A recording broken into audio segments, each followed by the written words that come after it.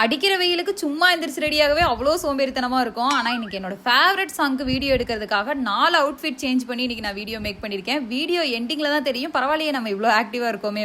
என்னதான் வீடியோட அவுட் சூப்பரா வந்தாலுமே என்னோட ட்ரெஸ்ஸிங் சென்ஸ் மேக்கப் எல்லாமே ஓரளவு ஓகே. பட் என்னோட ஹேர் பாருங்களேன் எப்படி ஆயிடுச்சுன்னு. ஆஃப்டர் வீடியோக்கு அப்புறம் என்னோட ஹேர் பார்க்க அப்படியே தேங்காய் மாதிரி ஆயிடுச்சு. என்னோட ஹேர் இப்போ மட்டும் இல்ல எப்பவும் இந்த மாதிரி தான் ஆயிரும். ஆனா இப்படி இருக்கும்போது நான் ஆல்ஃப் குட்னஸும் ரோஸ்மெரி வாட்டரும் தான் கலந்து என்னோட ஹேர்ல தேய்ப்பேன். பட் இப்போ அது ரெண்டுமே சேர்ந்து நம்ம ஆல்ஃப் குட்னஸ்ல flaxseed gel made with rosemary ஆயில்னு சொல்லி லான்ச் பண்ணிட்டாங்க. இது என்னோட வேலையை இன்னுமே ஈஸியாக்கிடுச்சு. இதை வந்து நம்ம லைட்டா எடுத்து நம்மளோட ஸ்கேல்ஃப்ல இருந்து நம்மளோட ஹேருக்கு நம்ம அப்படியே அப்ளை பண்ணிக்கலாம். இது பாக்குறதுக்கு ரொம்ப ஜெல் டைப்ல இருக்கிறதுனால ஈஸியா நம்மளோட ஹேர்ல அப்சர்வ் ஆயிரும். அப்ளை பண்ணி முடிச்சிட்டு 13 மினிட்ஸ் கழிச்சு நம்ம ஹேர் வாஷ் பண்ணிக்கலாம். ஆல்ஃப் குட்னஸோட ஃபிளாக்ஸீட் ஜெல் தான் யூஸ் பண்ணியிருந்தேன். இதை 13 மினிட்ஸ் கழிச்சு நம்ம ஹேர் வாஷ் பண்ணிட்டு பார்க்கும்போது ரொம்பவே சாஃப்ட் அண்ட் சில்கியா இருந்துச்சு. ஹேர் வாஷ் எல்லாம் பண்ணிட்டு வந்துட்டு அப்படியே சன்லைட்ல கொஞ்சம் ஹேர் எல்லாம் நல்லா காய வச்சுட்டு டீடாங்கிங் பிரஷ் வச்சு சிக் எடுத்தேன். என்னோட ஹேர்ல சிக்கே இல்ல சொல்ல போனா. இது ரெகுலரா யூஸ் பண்றது மூலம் நம்மளோட ஹேர் பாத்தீங்கன்னா திக்காவும் லாங்காவும் வளரும். தலையை காய வச்சுட்டு வீடியோ எடுக்கலாம்னு பார்த்தா சன்லைட் கொஞ்சம் ஓவரா இருந்ததுனால வீடியோ எல்லாம் எடுக்க முடியல. சோ இந்த ப்ராடக்ட் வேணும்னா purple.com ல அவைலபிளா இருக்கு. வியூ ப்ராடக்ட்லயும் டேக் பண்ணிருக்கேன். வேணும்னா பர்ச்சேஸ் பண்ணிக்கோங்க. தேங்க்யூ.